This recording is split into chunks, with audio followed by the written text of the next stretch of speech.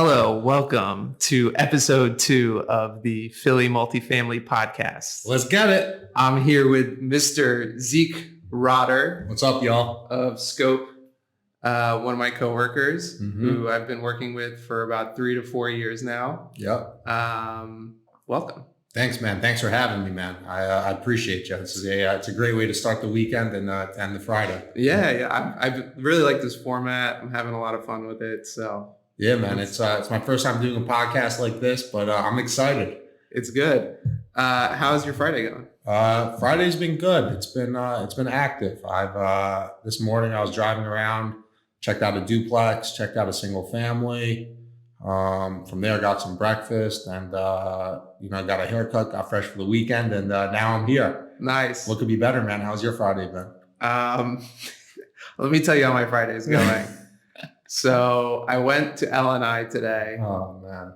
And I'm onboarding some units I bought earlier this week, so I had to pull some rental licenses. Congratulations on the buying of the units, man. Thank you. We can get into that later, but just for the sake of the story, so I go there thinking I can just walk in.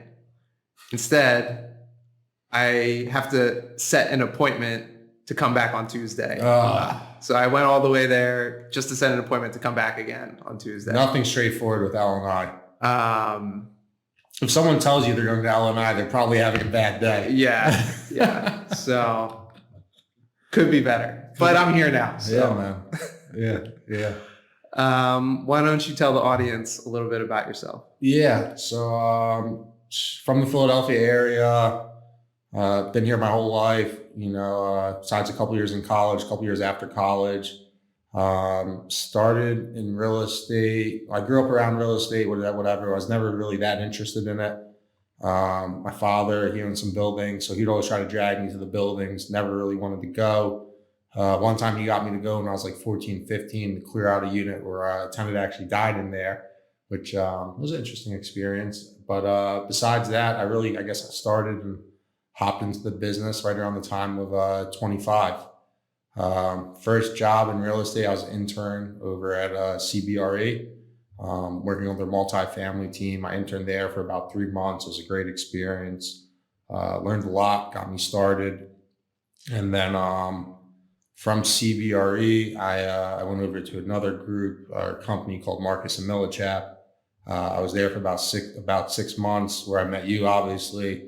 Met Phil, met John, a couple of the other guys, Fod, Rosenberg.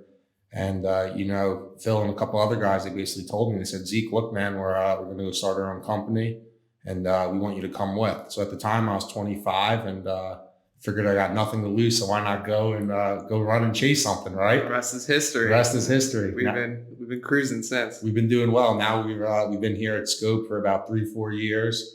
And doing multifamily sales, investment brokerage, and it's been fun, man. It's been a ride, ups and downs, but it's been cool. Bull market, bear market, right? COVID, interest rates, whatever. It's been thrown at us, but I think the more thrown at you earlier, the better, honestly, right? The market is a cruel and unforgiving place. But yeah, it's been great so far. We're shooting in our new offices that we just moved into last month. I think we're all settling in nicely, and got some dogs in the office. We can bring dogs into the office. That's our mascot Mochi. But yeah, how has your experience in real estate been? Experience has been good, man. I mean, it's been all over the place and in between, right? Yeah, you've been at 3 different brokerage shops. Yeah. So how do they compare and contrast? Yeah, I would say the first 2 brokerage shops I was at, it was they're big corporate, publicly traded companies, thousands of offices, thousands of employees. While there were teams over there, it was a very not every man for themselves, but what you eat is what you kill, right? Right. Or what you kill is what you eat. Sorry, I think I messed up the saying. Whatever. As opposed to here over at SCOPE, it's what you kill is what you eat, but you're hunting as a pack of lions as opposed to, hunting as a tiger, I guess, so to say, right? Yeah, for better or for worse, we're all up in each other's business. All up in it. Which is good. I think it's a net positive. Yeah. Just because we know kind of like who's working what deals and what buyers they're working with, and we're able to just piece together, buyers and sellers a lot easier. Whereas I think in the previous shops we were at, it was much more closer to the chest. And I think I've done a deal with everyone in the office. So by that means, it's just way better. More deals, more money, more fun, better collaboration. And like Philly's a small town, so we all kind of like bump into the same people, and we're able to secure more business by working together. So it's been a great process, and it's been great. We've been having a lot of fun lately, I think. It's been really good. Yeah, upstairs. It's been great. We moved in here, about a month ago, and it's definitely made a huge difference, I think, and in the whole office culture. Not that there's anything negative before, but it's in terms of having a place to really call home. Yeah. So it's been good. It's been good. How do you keep up with market trends and transactions? Yeah. So obviously, right, there's obvious ways to keep up with the market, right? You can look at sale reports, you can, read the news, you can check the stock market, you can look at the treasury, whatever. But really the best way to keep up with the market is being in the market, right? Yeah. One of the best parts about our jobs is we get to talk to people who a lot of the times they just don't own real estate in Philadelphia. They own real estate all over the country. So you get to hear what they're doing, you get to hear what they're seeing, what they're buying, what they're selling, the prices they're buying for, the prices they're selling for, what other prices they're seeing being presented from other brokerage groups. So the best way to really learn about the market is being in it, shaking hands, talking to people, ask a lot of questions, right? Yeah. People say there's no stupid question for a reason. A lot of the times people like hearing questions, right? An interested person is an interesting person. So the more questions you have, I would say the better. I think that's part of the reason I started this whole podcast is because, one, we talk to a lot of interesting people with a lot of units and information and resources. So if we can interview the people that interview all these people, it's like you get the best of the best. Right. Take the information from them and share it with you guys. Yeah, we just recycle all the best right. Whatever sounds the best. Yeah. We're like parrots. But speaking on the market, what do you see in the market going forward? It's a very weird time. Yeah. It's hard to say, man. I mean, no one really knows. I mean, obviously there's still a strong demand of multifamily that's never going to dissipate. What really has to happen is some adjusting has to go on, not necessarily pricing, but seller expectation adjusting, which I guess does then directly correlate with pricing. In terms of the market, right, they're speaking of 75 basis point interest rate hike coming. Who knows if that's going to come or not? Obviously, if that comes, it's going to affect the market somewhat because it's going to affect the cost of capital. But with that being said, I mean, as soon as interest rates kind of stabilize over the next, hopefully 6 to 8 months, I would only see demand for real estate to continue to grow as it would cause less unknown, and it would make the transaction volume go up. So I think these next, 1 to 3 months, it's going to be still on the unknown factor. While deals are still getting done, there's still a little bit of unknown factor. And then I think after, these 3 to 4 months, whatever, the floodgates are really going to open, right? You have pent up buyer demand, you have pent up seller demand, guys who they've been trying to sell their buildings now for the past 4 to 5 months. And, they finally gotten beaten down to, realization of, look, my real estate's not worth what it was a year ago. And, it is what it is. We've seen it in the last couple of months that the spread and expectations are narrowing. Without a doubt. Still kind of separated, but it's not as separated as it was maybe 6 months ago. Agreed. When, we were just getting hit with rate hike after rate hike after rate hike. One after another, never stopped. It's like as soon as one came, everyone became cool with it. The next one came, it's like, oh my God, you gotta be kidding me. Remember that one week we were just watching the 10-year, like every day, just like tick upwards. It was terrible. It's like, I don't even want to pick up the phone at this point. Yeah. Can you walk us through your investment strategy? Because I think you're looking at some real estate to buy it for yourself, right? Yeah, my investment strategy. I mean, ultimately, right, what I want to own is like everyone. I want to own the large 100+ unit properties where you get on-site staff, on-site management. But as of now, my investment strategy, I was looking at some like duplexes this morning. FHA, 3.5% down. Best closing costs covered. Best program. Yeah, and your cash on cash can shoot up. So, for example, I was looking at a deal today. It's a duplex.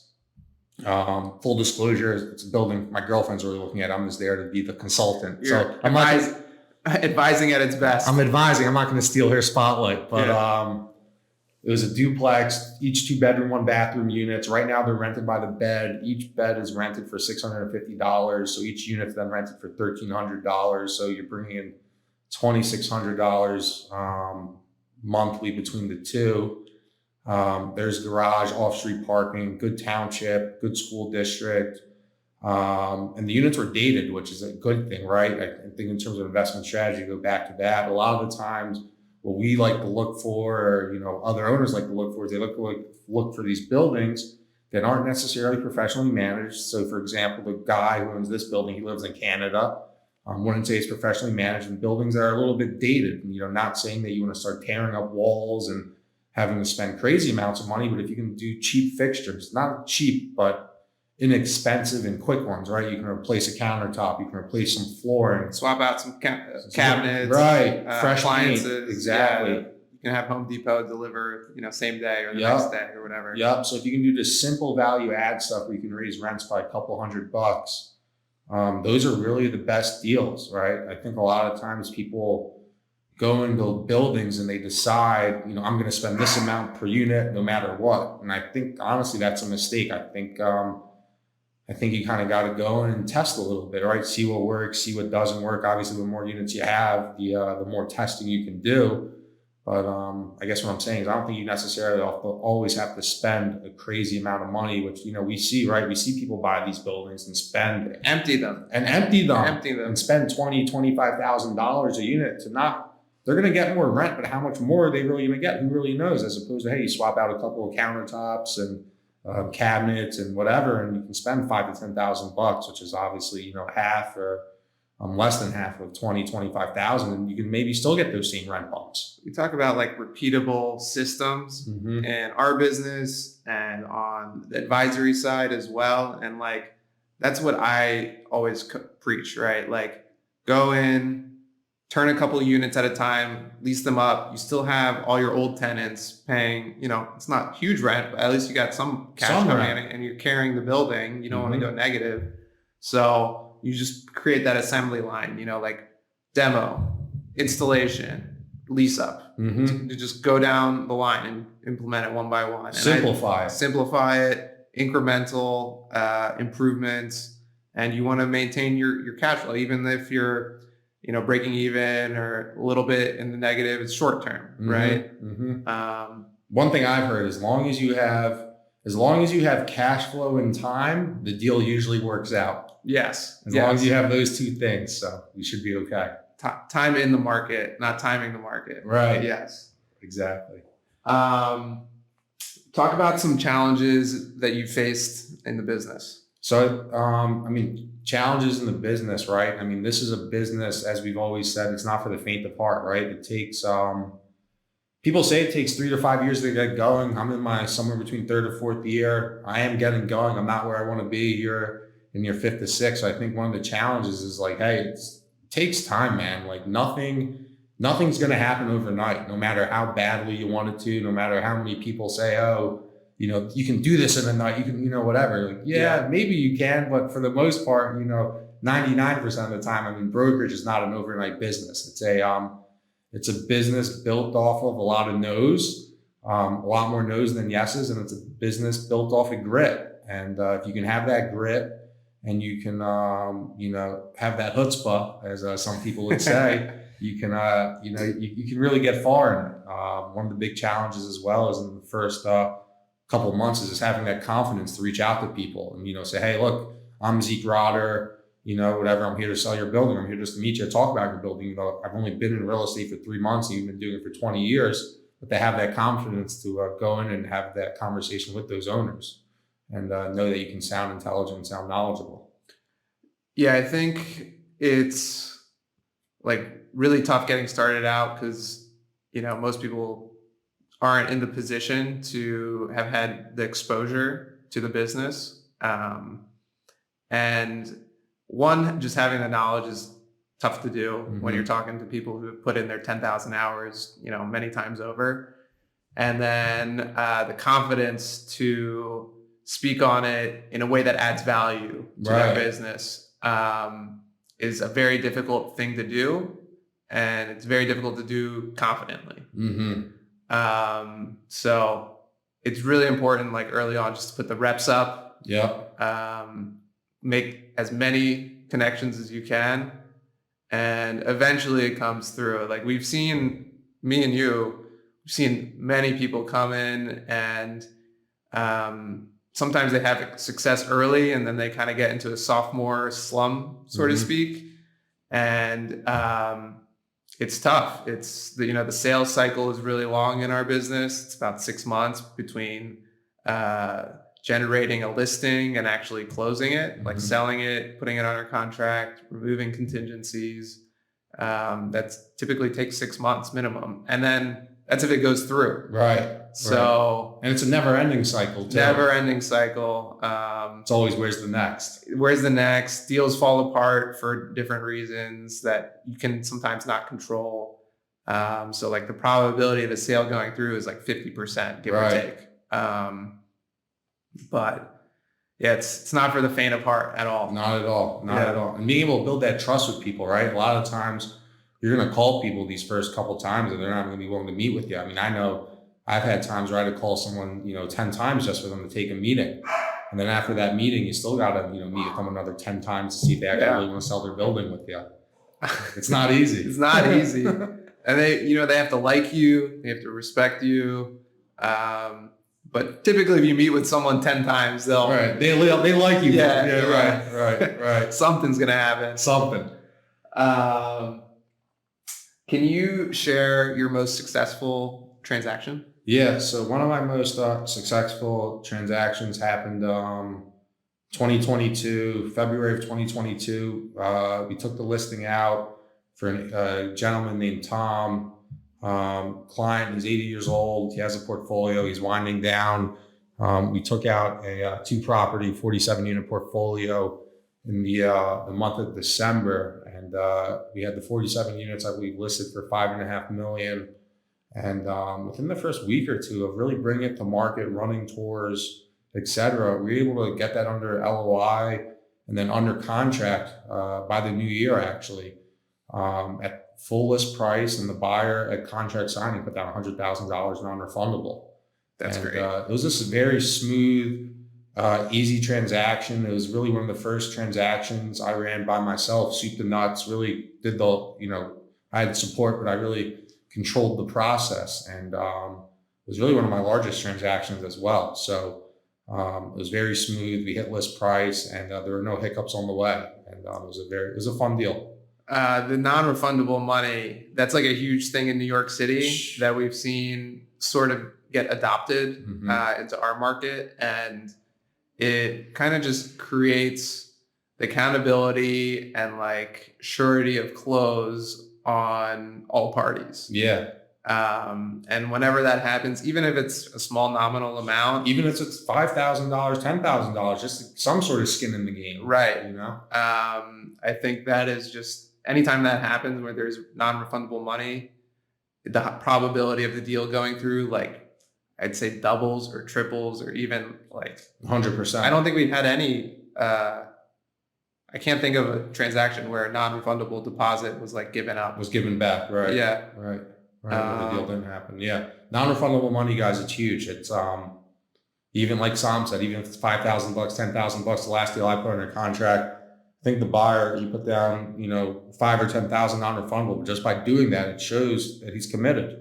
Yeah. So it's good. Buyers listening, take notes. If you're going to work with Scope, you got to put down some sort of non-refundable. Money talks. How do you incorporate technology into your business? Yeah. So It's funny you asked this question, man, because as you know, we sit right next to each other almost every day. I mean, I've really started reaching out on a nationwide basis, throughout the country, trying to source sellers and both buyers. So back to your question, by being able to leverage technology and pull a list of ownership groups and buildings, and then go into further data sets, to really figure out who owns the building, or what their phone numbers, what their email addresses, whatever, has really been able, to allow me to uncover a lot of opportunities within the past 2 weeks. I mean, within the past 2 weeks, I uncovered, 1,000 units, worth of opportunities, dollar amount, couldn't really tell you, but it's a good dollar amount. Right. And I would say by leveraging technology, you get to see who the players are. You get to, figure out where the most likely sales are going to come from, right? I mean, this list I pulled from a, I guess I can't give away all my secrets, but I pulled from I guess a commercial listing site, whatever. And I basically pulled a list of, 80 to 200 unit properties where loans are coming due within the next 2 years. So if you have a loan coming due, you got to do something. Right. So I heard from someone else this week that there's a lot of debt coming due where the interest reserves are depleted. Mm-hmm. Which, when I heard that, I perked up and I was like, something's gonna happen. Something's got to happen. Because to put money back in a deal and repeatedly have capital calls with your investors, something's got to give. Something's got to give. And a lot of these guys were hitting capital calls, right? A lot of people hopped into real estate within the past 2 to 3 years because of the interest rate. So they're newer people. And to go back as a newer group to do a capital call, I mean, that's not going to look good at all to your investors, right? Yeah. So I would say the way I really leverage technology is finding the most probable deals and finding, the people who are going to buy those deals and the people who are going to sell those deals. So just, from a sourcing of transaction standpoint. Yeah, we got to find that low-hanging fruit. Low-hanging fruit everywhere. Everywhere, not just Philadelphia. I think that just our business has been very old school. Mm-hmm. And in the last 5 to 10 years, it's been completely transformed with data. COVID happening, Mm-hmm. has created work from anywhere type of culture. And I think what you're doing makes a lot of sense. And it's very exciting for me to even just watch you do it. I appreciate that, man. So I'm rooting for you. I appreciate that. I'm rooting for us. But 1,000 units in 2 weeks. It's crazy. Yeah, I don't even know. Something's got to happen. Yeah, I don't think I pitch 1,000 units in a year. Right. That's when I heard that, it was like that scene in The Wolf of Wall Street where he if you can show me the $75,000 check, I'll come work for you right now. Yeah, exactly. It's like you invented fire. Right. So careful about giving away the trade secrets. But that's all I got. Do you have any questions for me? What are your thoughts on the market, man? Where do you think it's going to go? We're in that weird spot right now where we have a lot of people coming out of the woodworks, taking the temperature, looking around. Still not a huge amount of activity, but it seems like people are getting ready to do stuff, but they're just not quite ready yet. Right. And we had inflation come in a little bit hotter this past week. And I think that the rates are going to stay higher for longer than everyone thinks. Mm-hmm. Which goes back to that capital reserve or interest reserves that we were talking about before.